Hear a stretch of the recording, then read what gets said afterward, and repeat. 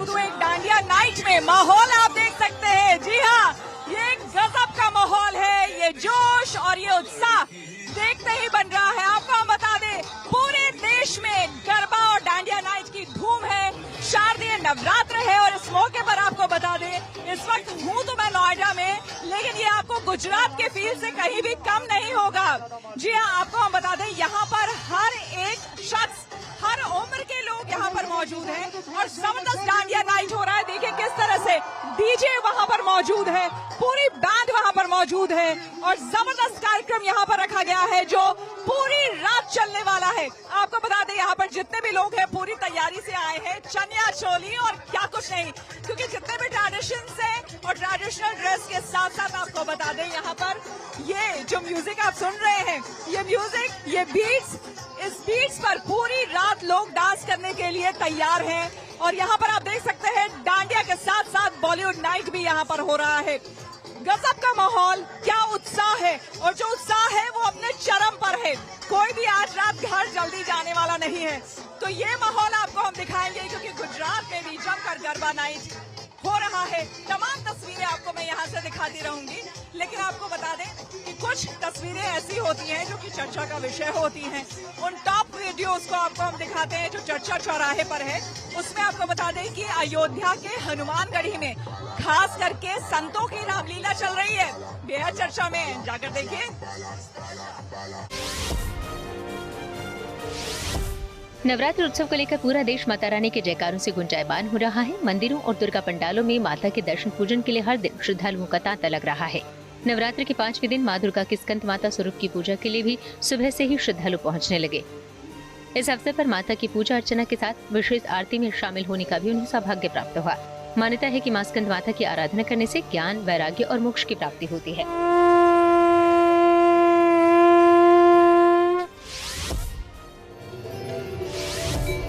नवरात्र उत्सव के दौरान रामनगरी में अयोध्या की रामलीला से लेकर दूसरी रामलीलाओं का मंचन भी दिव्य रूप से चल रहा है।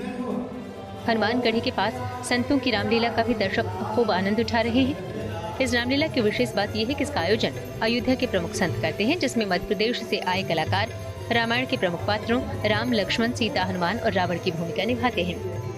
इस रामलीला में कलाकार शास्त्रीय संवाद अदायगी, भावभंगिमा और वेशभूषा के जरिए रामायण को जीवंत कर देते हैं। इस रामलीला के आयोजन में आधुनिकता के बदले पारंपरिकता की प्रमुखता होती है।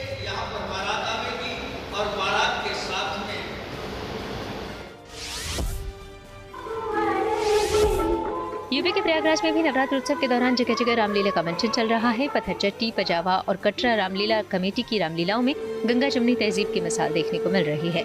यहाँ मुस्लिम कलाकार भी अहम भूमिका निभाते नजर आ रहे हैं। पत्थरचट्टी की रामलीला का निर्देशन मशहूर रंगकर्मी और बाफ्टा नाट्य संस्था के संस्थापक तारिक खान कर रहे हैं, जिसमें स्थापित कलाकारों के साथ ही नए कलाकार भी अपने अभिनय से दर्शकों को मुग्ध कर रहे हैं। राम ने उसे पलक झपकते ही उठाकर चढ़ाया और छोड़ दिया। देव, ऐसा नहीं है। जो श्री हरि समस्त लोगों का भार धारण करते हैं।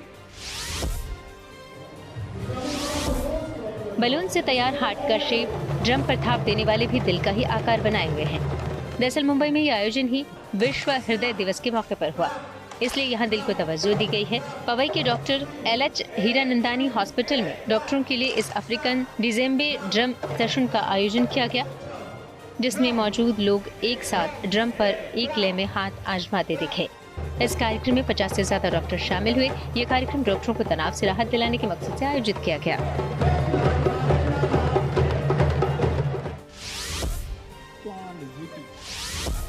BSF जवानों की मौजूदगी में एक से बढ़कर एक करतब दिखा रहे ये डॉग्स विदेशी नहीं बल्कि इंडियन ब्रीड के हैं। ये तस्वीरें मध्य प्रदेश के टेकनपुर की BSF की national training centre for dogs की है। यहाँ भारतीय नस्ल के डॉग्स को खासतौर से प्रशिक्षित किया जा रहा है ताकि BSF के ऑपरेशंस में मददगार साबित हों। अभी तक यहाँ 150 डॉग्स को ट्रेन किया जा चुका है, जो विदेशी नस्ल के डॉग्स से बेहतर प्रदर्शन कर रहे हैं। खास तरीके से ट्रेन किए गए इन डॉग्स की ब्रीड में रामपुर हाउंड्स और मुधोल हाउंड्स शामिल हैं, जिनमें से 20 को मौजूदा समय में प्रजनन के लिए इस ट्रेनिंग सेंटर में रखा गया है। माननीय प्रधानमंत्री जी ने एक मन की बात में आह्वान किया था कि जब भी अगली बार आप डॉग्स को अडॉप्ट करने की सोचें तो इंडियन ब्रीड के बारे में जरूर सोचना। तो BSF ने उसी आह्वान के बाद इंडियन डॉग्स को ट्रेन करना और उनका ब्रीडिंग करने का प्रोग्राम चालू किया। चलिए न्यूज पथ में आगे दिखाते हैं फेस्टिव सीजन में जीएसटी 2.0 का असर। जीएसटी 2.0 की टैक्स कटौती और त्योहारों के डबल कॉम्बिनेशन ने भारतीय बाजार को जबरदस्त बढ़ावा दिया है। जीएसटी में टैक्स कटौती के बाद डिजिटल पेमेंट में 10 गुना उछाल और क्रेडिट कार्ड खर्च में 5 गुना बढ़त ने इकोनॉमी को मजबूत रफ्तार दी है।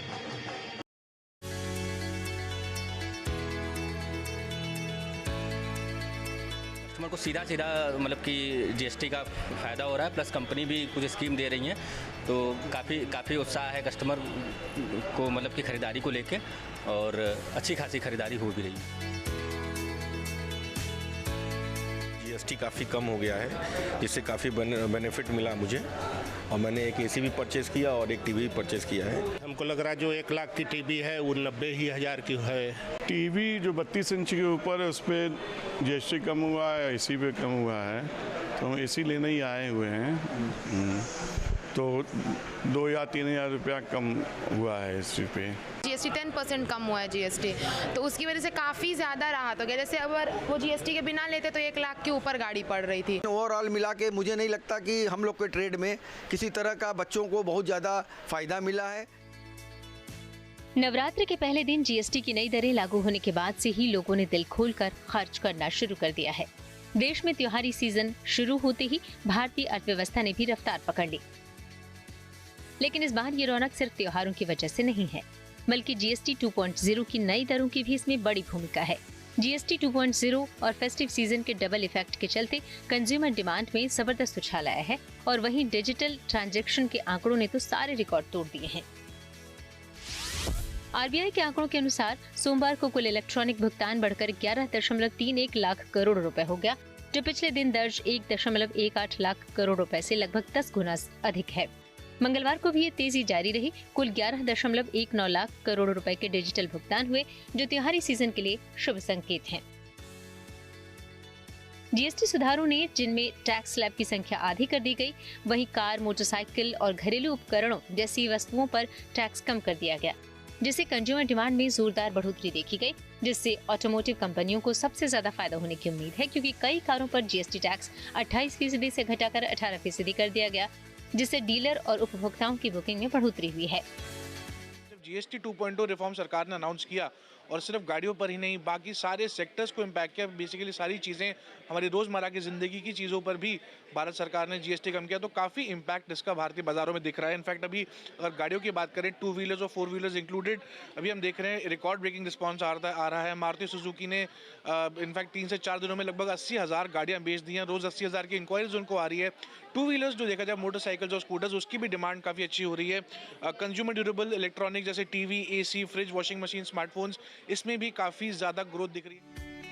जीएसटी की नई दरें लागू होने की वजह से पितृपक्ष के बाद नवरात्र शुरू होते ही लोगों ने जमकर खरीदारी करनी शुरू कर दी।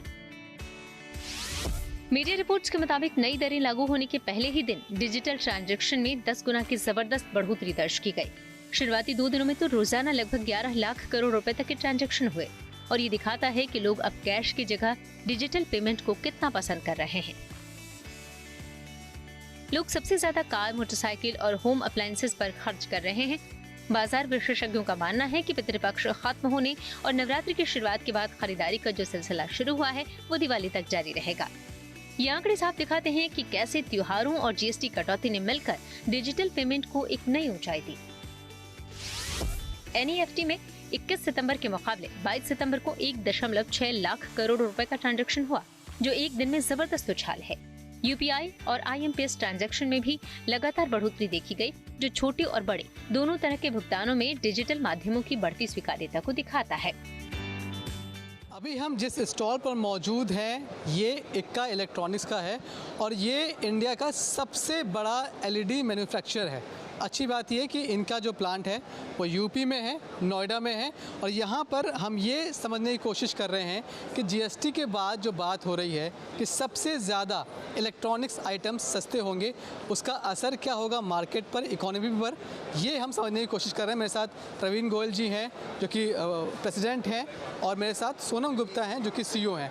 प्रवीण जी, आप लोग सबसे बड़े मैन्युफैक्चरर हैं एलईडी के, कितना फ़र्क पड़ रहा है? जीएसटी को इतना प्रमोट कर रही है गवर्नमेंट की, जीएसटी अब जो 2.0 आया है उसके बाद सामान बहुत सस्ता हो जाएगा। आपके हिसाब से आपके एलईडी या बाकी चीज़ों में कितना फ़र्क आएगा रेट के लिहाज से? सर अगर मैं रेट के हिसाब से बात करता हूँ तो काफ़ी ज़्यादा फ़र्क आएगा। सपोज़ जैसे कि गवर्नमेंट ने जो पहले 28% का जो स्लैब था उसको 18 पर लेकर के अभी क्लोज़ किया हुआ है, तो उससे जितने भी हमारे बड़े सेट्स थे 50, 55, 80, 86 इंच, तो वो सब स्लैब्स पर 10% का लेस हुआ है। तो अप्रॉक्स अगर मैं बात करूँ 86 इंच का टीवी हमारा सपोज़ 80,000 रुपये का पहले पड़ता था, तो नाउ वो 72 के आसपास का पड़ता है।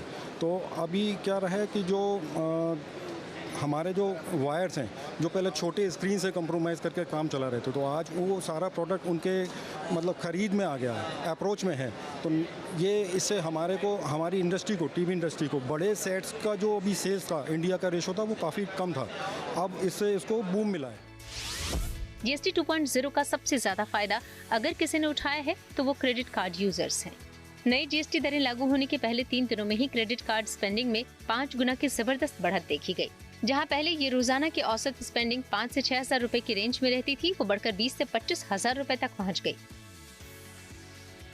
खरीदारी का ये ट्रेंड साफ दिखाता है कि क्रेडिट कार्ड कस्टमर्स ने जीएसटी 2.0 से मिले फायदों को भुनाने में कोई कसर नहीं छोड़ी।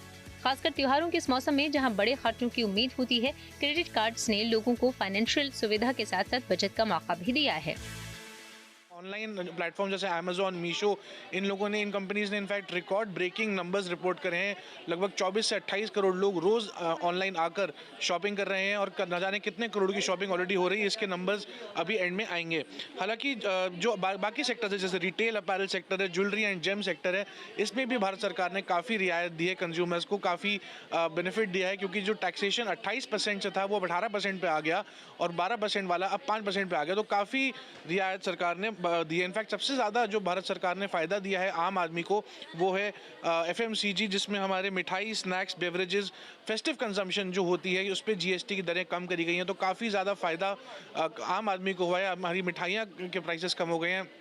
रोज़मर्रा की ज़िंदगी के आइटम जैसे टूथपेस्ट हो गया, बाकी सामान हो गया, वो उसकी भी रेट्स कम किए गए। डेफिनेटली आने वाले समय में दिवाली तक हम देखेंगे कंजम्पशन पैटर्न काफ़ी बढ़ेगा और डेफिनेटली भारतीय बाज़ारों में भी काफ़ी ज़्यादा हो हल्ला और काफ़ी ज़्यादा चमक दिखेगी। जीएसटी दरों में कटौती का लाभ निम्न मध्य वर्ग, किसान और उद्यमियों को मिलना शुरू हो गया है। इससे रसोई में इस्तेमाल होने वाले सामान से लेकर इलेक्ट्रॉनिक्स, दवाइयाँ और उपकरणों से लेकर वाहन तक करीब 375 वस्तुएं सस्ती हो गई हैं। इसके साथ ही फेस्टिव सीजन के नाते बाजारों में खरीदारों की भीड़ उमड़ रही है। दिल्ली से मनीष चौरसिया के साथ bureau report, good news today. Bihar में 75 लाख महिलाओं को मिली है सौगात। आइए सीधे आपको लिए चलते हैं न्यूज एक्सप्रेस वे पर, जहां देश भर की कुछ और जरूरी खबरें कर रही हैं आपका इंतजार। पीएम मोदी ने आज बिहार में मुख्यमंत्री महिला रोजगार योजना का शुभारंभ किया और पहली किस्त के तौर पर बिहार की 75 लाख महिलाओं के खाते में 10-10 हजार रुपए ट्रांसफर किए। 6 महीने बाद इसकी समीक्षा की जाएगी और जरूरत पड़ने पर लाभार्थियों को और आर्थिक सहायता भी दी जाएगी। इस योजना के तहत सरकार हर एक परिवार की एक महिला को अपना व्यवसाय शुरू करने के लिए 2 लाख रुपए तक की आर्थिक सहायता दे सकती है। महिलाओं के सशक्तिकरण और स्वरोजगार को बढ़ावा देने के मकसद से ये योजना शुरू की गई है। दिल्ली सरकार की ओर से हरित ऊर्जा की दिशा में अहम पहल की गई। सीएम रेखा गुप्ता ने रिठाला में दिल्ली जल बोर्ड भवन की छत पर 25 किलोवाट का आधुनिक सोलर रूफटॉप स्थापित किया। दावा है कि यह हर साल 28,000 यूनिट से ज्यादा स्वच्छ ऊर्जा उत्पन्न करेगा। इस मौके पर सीएम ने कहा कि आने वाले समय में बाकी सरकारी इमारतों पर भी अत्याधुनिक सौर संयंत्र स्थापित किए जाएंगे। दशहरे से पहले सीएम योगी ने यूपी के करीब 4 लाख स्टूडेंट्स को छात्रवृत्ति का तोहफा दिया। सीएम ने आज 3,96,000 से अधिक स्टूडेंट्स के खाते में 89.96 करोड़ रुपए ट्रांसफर किए। इस मौके पर सीएम योगी ने स्टूडेंट्स से इस छात्रवृत्ति का उपयोग अपनी पढ़ाई लिखाई के लिए करने की अपील की और उन्हें स्कॉलरशिप के लिए बधाई और उज्जवल भविष्य की शुभकामनाएं दी। यूपी में पर्यटन को बढ़ावा देने के लिए लखनऊ से नैमिषारण्य और अयोध्या के लिए गाइडेड टूर सेवा शुरू की गई है। इसके तहत लखनऊ से नैमिषारण्य और अयोध्या की यात्रा के लिए अलग अलग पैकेज की घोषणा की गई है। www.upstdc.co.in पर इसकी ऑनलाइन बुकिंग की जा सकती है। वरिष्ठ नागरिकों को इसमें छूट दी गई है। करीब 6 दशकों से भी ज्यादा समय से देश के रक्षा में तैनात रूसी लड़ाकू विमान MiG-21 को आज चंडीगढ़ में अंतिम विदाई दी गई। इस मौके पर विमान को वाटर कैनन सैल्यूट के साथ साथ वायुसेना के जवानों ने हवा में करतब दिखाकर अपने जोश और उत्साह का भी प्रदर्शन किया। वहीं वायुसेना की आकाशगंगा टीम के पैराट्रूपर्स ने लगभग 8000 फीट की ऊंचाई से छलांग लगाकर MiG-21 को सलामी दी। इस मौके पर रक्षा मंत्री राजनाथ सिंह ने MiG-21 की शौर्य गाथा को याद किया। अब स्वदेशी तेजस लड़ाकू विमान MiG-21 की जगह लेगा। न्यूज पथ पर आगे है धन बाजार, जहां शेयर बाजार से लेकर कारोबार तक की सभी अहम खबरें होती हैं, जिसका सीधा रिश्ता आपकी आमदनी आपकी जेब से होता है। तो तेज रफ्तार खबरों के बीच ये जरूरी खबरें छूट न जाए, इसलिए सीधे आपको लिए चलते हैं धन बाजार। हफ्ते के आखिरी कारोबारी दिन शेयर बाजार में भारी गिरावट रही। शुक्रवार को सेंसेक्स 733 अंक लुढ़ककर 80,426 पर बंद हुआ। वहीं निफ्टी भी 236 अंक फिसला, ये गिरकर 24,655 पर आ गया। चांदी की कीमतों में बड़ी उछाल आई, वहीं सोना भी महंगा हुआ। शुक्रवार को दिल्ली सराफा बाजार में सोने की कीमतें 330 रुपए ऊपर चढ़ी। इसके साथ ही दिल्ली में 10 ग्राम सोने की कीमत बढ़कर 1,17,700 रुपए हो गई। वहीं चांदी की कीमतों में 1900 रुपए की उछाल आई। अब 1 किलो चांदी की कीमत बढ़कर 1,41,900 रुपए पर पहुंच गई। डॉलर के मुकाबले रुपए को मजबूती मिली। शुक्रवार को रुपया 4 पैसे ऊपर चढ़ा। इस तरह $1 के मुकाबले रुपए की कीमत 88 रुपए 72 पैसे हो गई। Honda motorcycle and scooter India ने अपने 350cc लाइनअप में एक नया मॉडल लॉन्च किया है। कंपनी ने CV 350C स्पेशल एडिशन को भारतीय बाजार में उतारा है। इसकी कीमत करीब 2 लाख रुपए रखी गई है। इसकी बुकिंग शुरू हो गई है। बाइक की डिलीवरी अक्टूबर के पहले हफ्ते में शुरू हो सकती है। आइए अब रुक करते हैं प्रगति मार्ग का। यहाँ आपको हम बता दें कि उत्तर प्रदेश को PPP मॉडल के तहत चौथे सैनिक स्कूल की सौगात मिली है। जी हाँ, आपको बता दें कि प्रयागराज में एक स्कूल को अप्रूवल मिला है सैनिक स्कूल के तौर पर। पूर्वांचल का अपने आप में ये पहला सैनिक स्कूल होगा जिसमें 2026 से एडमिशन शुरू हो जाएगी। ये वो स्कूल है जहां से अब बच्चे देश के रक्षा सेवाओं के लिए योग्य अधिकारी बनने की तैयारी कर सकेंगे। यूपी के प्रयागराज के इस स्कूल को सैनिक स्कूल संचालित करने का अप्रूवल मिल गया है। नवाबगंज स्थित एक्सेस इंटरनेशनल स्कूल पूर्वांचल का पहला सैनिक स्कूल है, जहां से पब्लिक प्राइवेट पार्टनरशिप मोड के तहत बच्चे सेना में जाने के अपने सपने की तैयारी कर सकेंगे। एक्सेस इंटरनेशनल स्कूल नवाबगंज, इसने सभी मानक को पूरा किया और इनको PP मॉडल पर न्यू सैनिक स्कूल की मान्यता प्राप्त हुई और ये पूर्वांचल का पहला स्कूल है। पूरे उत्तर प्रदेश में मात्र 4 विद्यालय PPP मॉडल से सैनिक स्कूल के रूप में संचालित हैं। उनमें से पूर्वांचल का ये पहला सैनिक स्कूल है। इसमें एडमिशन 26-27 के सत्र में शुरू होंगे, लेकिन एडमिशन प्रक्रिया जनवरी 26 से प्रारंभ होगी। देश में PPP मॉडल में 100 सैनिक स्कूल खोले जाने की कड़ी में इस स्कूल को सैनिक school society ministry of defence ने मानकों पर खरा पाया, जिसके बाद इसका चयन सैनिक स्कूल के लिए किया गया। इस स्कूल में जनवरी 2026 से क्लास 6 और 9 में एडमिशन की प्रक्रिया शुरू होगी। दोनों ही क्लास के लिए 80-80 सीटें होंगी, जिनमें से 60% सैनिक स्कूल सोसाइटी की ओर से प्रवेश परीक्षा से और 40% सीटें मैनेजमेंट कोटे से भरी जाएंगी।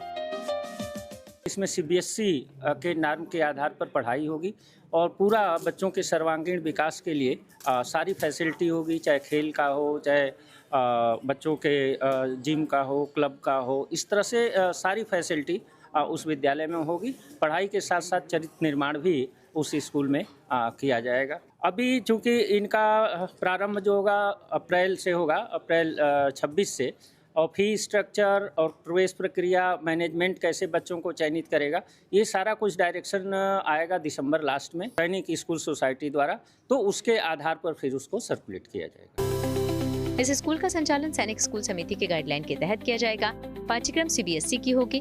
खास बात यह है कि PPP मोड में संचालित होने वाले इस सैनिक स्कूल में को एजुकेशन मोड में शिक्षा दी जाएगी, यानी यहाँ लड़के लड़कियाँ दोनों पढ़ सकेंगे। बहुत ही हर्ष का विषय है। मेरा सपना था ये कि मुझे देश के विकास के लिए कुछ करना है। मुझे ये माध्यम मिला, मुझे पता चला सैनिक स्कूल के अप्रूवल के बारे में। मैंने अप्लाई किया, सारे नॉर्म्स को फुलफ़िल करते हुए गहनता से जांच हुई सैनिक स्कूल सोसाइटी के द्वारा। बहुत ही कठिन जांच और प्रयास के बाद मुझे सैनिक स्कूल का अप्रूवल मिला है अपने ड्रीम को पूरा करने के लिए अपने विद्यालय के बच्चों का सर्वांगीण विकास करके देश में उन बच्चों को महत्वपूर्ण विकास में वो योगदान दें, इस रूप में उनको तैयार करूँगा। इस स्कूल में पढ़ाई के साथ साथ अनुशासन और सैन्य कौशल का पाठ पढ़कर बच्चे राष्ट्रीय रक्षा अकादमी यानी एनडीए और भारतीय नौसेना अकादमी यानी आईएनए जैसे रक्षा प्रतिष्ठानों के लिए तैयार हो सकेंगे और उसके बाद उनके पास सेना में शामिल होकर देश की सेवा करने का बेहतरीन मौका होगा।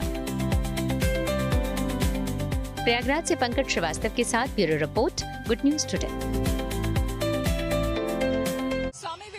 का जीवन और उनके संदेश आज की युवा पीढ़ी के लिए किस तरह उपयोगी साबित हो सकते हैं, इसे लेकर एक किताब लिखी गई है। आपको बता दें, living the Vivekananda way, practical spirituality for modern India. इस किताब के लेखक हैं निखिल यादव और अनन्या अवस्थी। दिल्ली में केंद्रीय शिक्षा मंत्री धर्मेंद्र प्रधान ने इस किताब का लोकार्पण किया है। इस पुस्तक की विमोचन करते हुए जब इस पुस्तक की डिजाइन देख रहा था, पुस्तक में स्वामी विवेकानंद तो स्थायी रूप में है ही, लेकिन मेरे को इस किताब में धन्यवाद दूंगा कपिश जी आपको, उसमें एक मोबाइल फोन और एआई का इलिस्ट्रेशन भी आपने रखा है। इसके बारे में मैंने जब कहा दर्शन के बारे में, विश्व में समय के हिसाब से अनेक दर्शन और अनेक सभ्यता की अभ्युदय हुआ है, फिर ऐसे ही इनकी विलोप भी हुई है। अनेक दर्शन, अनेक सभ्यता अभी सिर्फ इतिहास की पन्नों पे है, नहीं तो कहीं आर्कियोलॉजिकल साइट की अंदर उनको दिखने को मिलता है। लेकिन भारत एक सभ्यता है जिस सभ्यता की कई रेनेसांस हुए हैं। एक कालखंड की प्रणेता स्वामी विवेकानंद रहे। सहयोगी मिलन शर्मा ने इस किताब को लेकर राइटर अनन्या अवस्थी से खास बातचीत की। क्या कुछ कहा उन्होंने, आइए सुनते हैं। Practical spirituality for modern India. How do you contextualize spirituality in today's world? आज का युवा, आज का यूथ जो अपने आप से क्वेश्चन पूछ रहा है, what is right, what is wrong, क्या पर्पसफुल है, क्या साइंटिफिक है, तो स्वामी जी को आप पढ़िए, स्वामी विवेकानंद को पढ़िए, जिन्होंने बहुत ही साइंटिफिकली प्रैक्टिकल वेदांत को समझाया। और वेदांत का कोर मैसेज है that we are all part of one fundamental energy. कोई भेद नहीं है, कोई डुअलिज्म नहीं है, दीज आर मिथ्स। और आजकल जो क्वांटम फिजिक्स पढ़ रहे हैं, दे विल नो कि स्वामी जी का 150 साल पहले बताया गया ये मैसेज, हज़ारों सालों का भारतीय दर्शन ultimately fundamental unity of nature, existence और मैटर को बताता है। और अगर इस चीज़ की कॉन्शियसनेस आ जाए, इस चीज़ की अवेयरनेस आ जाए कि हम सब एक हैं, तो फिर उसके बाद क्या लड़ाई और क्या तोड़ना। और क्या आपको लगता है कि आज देश का युवा थोड़ा सा भटका हुआ है? आप प्रोटेस्ट देख रहे हैं, जैसे अभी केंद्र मंत्री जी ने भी कहा कि नेपाल में जो हुआ, उससे पहले श्रीलंका में जो हुआ और विभिन्न देशों में जो आज हो रहा है, क्या आपको लग रहा है कि जेनजी कहीं भटक गया है और उसको एकत्रित और अपने आप को एकांतित करने की ज़रूरत है?